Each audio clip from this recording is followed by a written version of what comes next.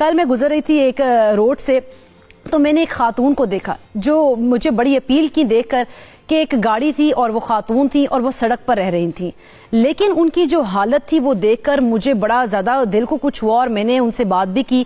लेकिन फिर मैंने कहा कि मैं इनको क्यों ना आप लोगों से भी मिलवाऊं कि इस कदर वो खूबसूरत वो मुझे लगी, उनकी बातें इतनी प्यारी थी। तो मैंने सोचा कि वो अपनी गाड़ी जिस तरह से उसने गाड़ी के साथ वो अपनी ज़िंदगी गुजार रही हैं एक रोड के ऊपर, तो क्यों ना आपसे भी उनकी मुलाकात कराई जाए।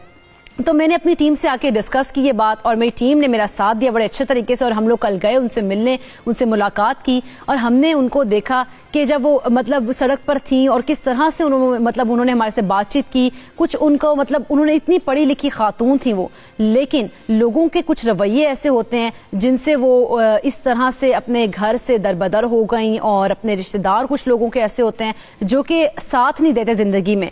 जब आप कामयाबियों और तरक्कियों की जानिब होते हैं तब तो आपके पास हर कोई होता है, लेकिन जब मुश्किलात आ जाती हैं तो लोग आपसे दूरी कर लेते हैं।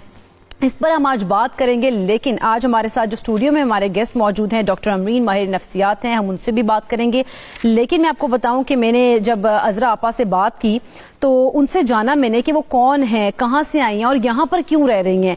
तो उन्होंने कुछ जो है ना सवालात मेरे थे उनके जवाबात दिए हैं और वो क्या जवाबात हैं मैं आपके साथ जरूर शेयर करूंगी और आपको दिखाऊंगी। सड़कों पर कैसी कैसी सड़क कहानियां हैं, उन्हीं में से एक कहानी हम आपके साथ आज शेयर करेंगे, क्योंकि सड़कों पर मौजूद बहुत सी ऐसी कहानियां हैं जो आपकी मुंतजिर हैं, जो कुछ जानना चाहती हैं, जो आपकी मदद चाहती हैं, उन्हीं की आज हम मदद करेंगे। और मैं आज आपको सबसे पहले पाकिस्तान में ऐसी बेटी, ऐसी बहन और ऐसी माँ से मिलवाऊंगी। आप खुद देखें कि एक पढ़ी लिखी खातून है, जॉब भी कर चुकी हैं और उनका ताल्लुक भी एक वेल ऑफ फैमिली से है, लेकिन आखिर क्या वजह हुई जो कि वो सड़क पर आ गई हैं। और इन तमाम जो चीज़ों की कहानी है अब हम उन्हीं की जुबानी सुनेंगे। तो चलो मैं आपको मिलवाती हूँ अजरा आपा से। अस्सलाम वालेकुम अजरा आपा।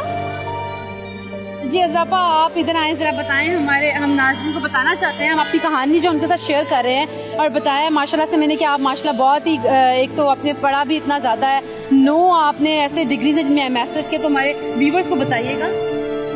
बस क्या बताएं, हालात ऐसे हो जाते हैं। लेकिन मुझे अफसोस इस बात का है कि जब से टीवी पे मैं आई हूँ खामखा के गलत लोग यहाँ पे आके खड़े हो जाते हैं, तमाशा देखते हैं। उनको ये ख्याल नहीं आता है कि हमें ये नहीं करना चाहिए।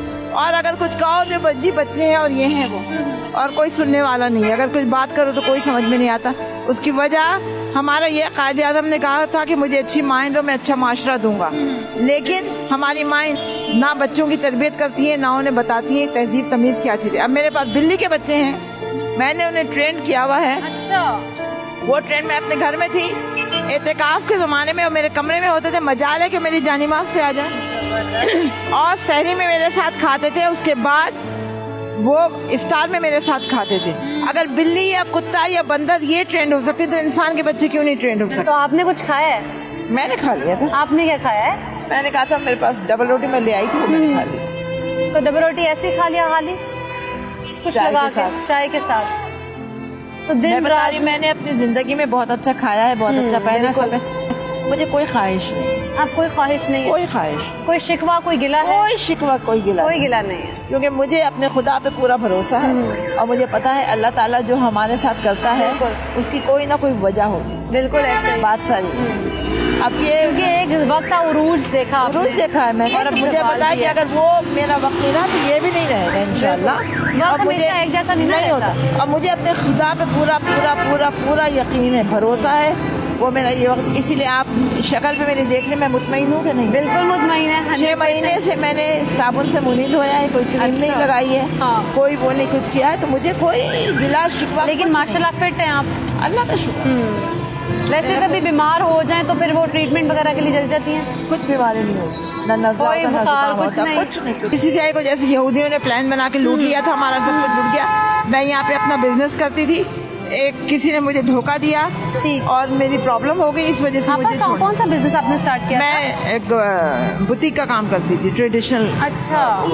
तो मेरा बड़ा वो होता था, लेकिन अब है कि मुझे पता है कि मेरा अच्छा वक्त नहीं रहा तो मेरा बुरा वक्त भी इंशाल्लाह नहीं रहेगा। आप दिन रात यहीं पे रहती हैं? मैं दिन रात यहीं पे, मेरी गाड़ी में सोती हैं? गाड़ी में सोती हूँ। गाड़ी अभी खराब है, मैं कोशिश कर रही हूँ पैसे की, पैसा मिलेगा तो मैं घर किराए पे लेके इंशाल्लाह चली जाऊंगी इंशाल्लाह। मगर यहाँ पे यह है कि लेकिन आपका खाने पीने का किस तरह? खाने पीने का कभी मैं कुछ खरीद लेती हूँ, कभी कोई औरत ला के दे देती है कि भाई ये खा ले, ये बात है। अल्लाह ताला। गाड़ी में रह रही है तो वॉशरूम वगैरह की कोई वो यहाँ पे आगे एक मैकेनिक की दुकान है, वहाँ पे है बाथरूम, वहाँ चली जाती है। ठीक है, तो कपड़े वगैरह चेंज भी वहीं कर लेती हैं कहीं पे? कभी वहाँ चेंज कर लेती हूँ, रात में गाड़ी के अंदर चेंज कर लेती हूँ। ठीक है, तो वैसे जिस तरह से अगर मैं आपसे मैंने मेरे पहले लोगों को बताया, मैं अपने व्यूअर्स को बता दी थी कि बड़े बड़े सियासतदान थे जिनके साथ आपका उठना बैठना था, और उनकी जो जैसे शहबाज शरीफ हैं, उनकी वाइफ है, उनकी अपनी बड़ी बेस्ट फ्रेंड थी, तो क्या वजह वो आप बातचीत की बात नहीं, मैंने खुद लोगों से वो किया हुआ, क्योंकि बुरे वक्तों में आपका साया भी साथ छोड़ देता है। बिल्कुल। और मैं जलील होना नहीं चाहती।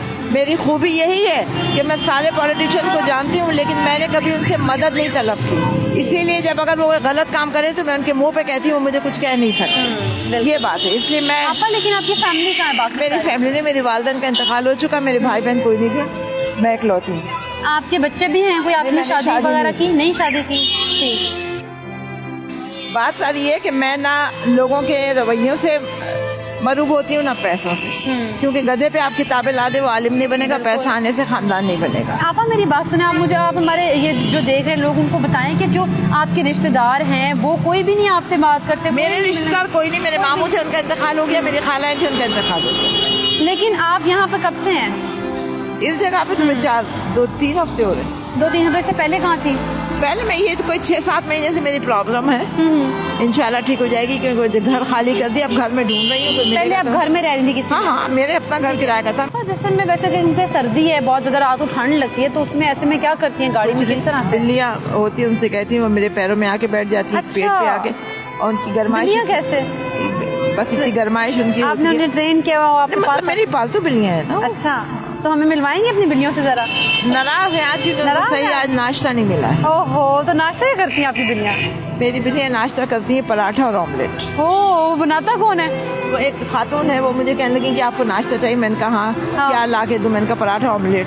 तो बिल्लियाँ वो ला के देती, मैं बिल्लियों को खिलाती। मैं ये कह रही हूँ कि जो बिल्लियाँ आपने रखी हैं, आपने कहा इनको ऑमलेट और पराठे जो है वो नाश्ते में कराती हैं, तो उसके अलावा वो जो आपने कहा वो जो आपको एक औरत है वो ला के दे देती है? हाँ, तो वो आ जाती है अमूमन 8 बजे ला के देती है। हाँ, तो मैं टाइम टेबल इन्होंने रखा हुआ आपने? हाँ, तो आज क्या हुआ कि मेरी तबीयत कुछ सही नहीं लग रही थी, ये है, तो मैं जरा सो गई थी, तो मेरी आँख खुली 10:30 पौने 11 बजे, तो उनका टाइम गुजर चुका था, तो नाराज थी, उन्होंने नहीं खाया। ओ, तो अभी तक नाराज है? अभी तक नाराज, कुछ भी नहीं खाया उन्होंने?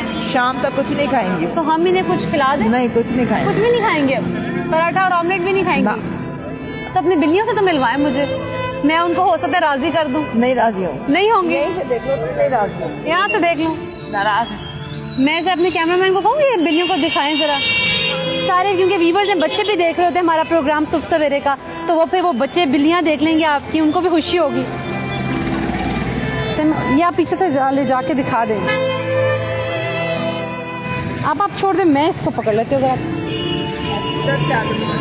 ठीक है, ये हैं प्यारी भाई 2 बिल्लियाँ। अच्छा 4 हैं, 4 हैं। इनके नाम भी रखे हुए हैं आपने कोई? शहजादी, सही, राजकुमारी, वाह जबरदस्त। क्या नाम है उसका? छोटी वाली गुड्डी है। अच्छा, छोटी वाली गुड्डी है, और वो गुड़िया है। गुड़िया है, बड़े प्यारे नाम रखे हैं आपने।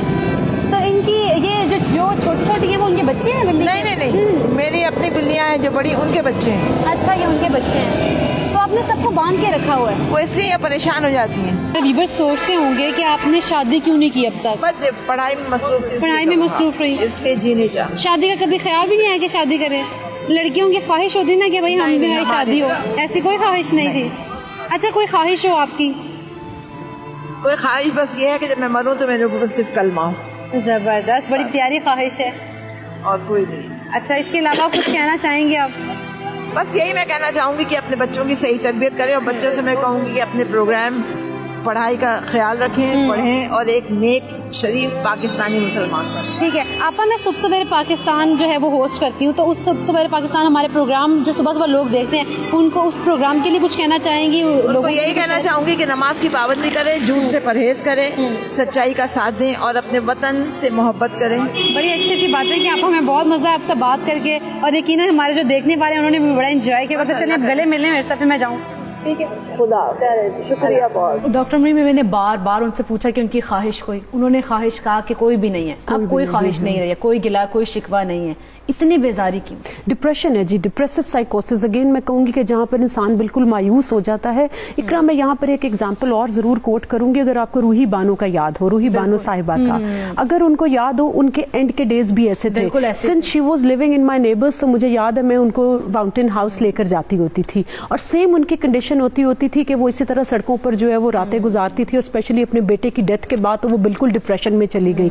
इसी तरह वो भी रियलिटी से उनका कॉन्टैक्ट खत्म हो गया था, और फिर उनको एंड के दिनों में पहले तो फाउंटेन हाउस रखा गया, कुछ स्टेबल हो गई, लेकिन जैसे ही वहां से उनका भी एक जो चीज जो मैं ऐसे देखती हूँ कि खुदारा ऐसे पेशेंट्स को जो है या ऐसे इंसानों को अकेला मत छोड़े। यूजुअली फैमिली क्या करती है कि इनको ऐसे इदारों के अंदर छोड़कर चली जाती है और इनसे मिलने के लिए नहीं आते, और साल हर साल ये मरीज वहां पर बहुत से ऐसे हैं जो ठीक भी हो जाते हैं, लेकिन उनके घर वाले उनसे मिलने नहीं आते, जो उनको फर्दर डिप्रेशन में ले जाती है। तो खुदारा जब इस तरह से लोग और सारा हमारे रवैये जो है, नो डाउट ये सेंसिटिव लोग होते हैं, और सेंसिटिव लोगों को मैं हमेशा ये कहती हूँ कि हमें लगता है कि सो कॉल्ड ये नॉर्मल है, ये ज्यादा नॉर्मल लोग हैं हम लोगों से। बिल्कुल, हम लोग डिसेंसिटाइज्ड हो गए हुए हैं, जो है जिम्मेदारी है, तो बिल्कुल खास तौर पर जिस तरह से डॉक्टर अमीन ने भी कहा है कि अगर इस तरह से कोई देखें आप लोगों को, तो उनको अकेला नहीं छोड़ना चाहिए।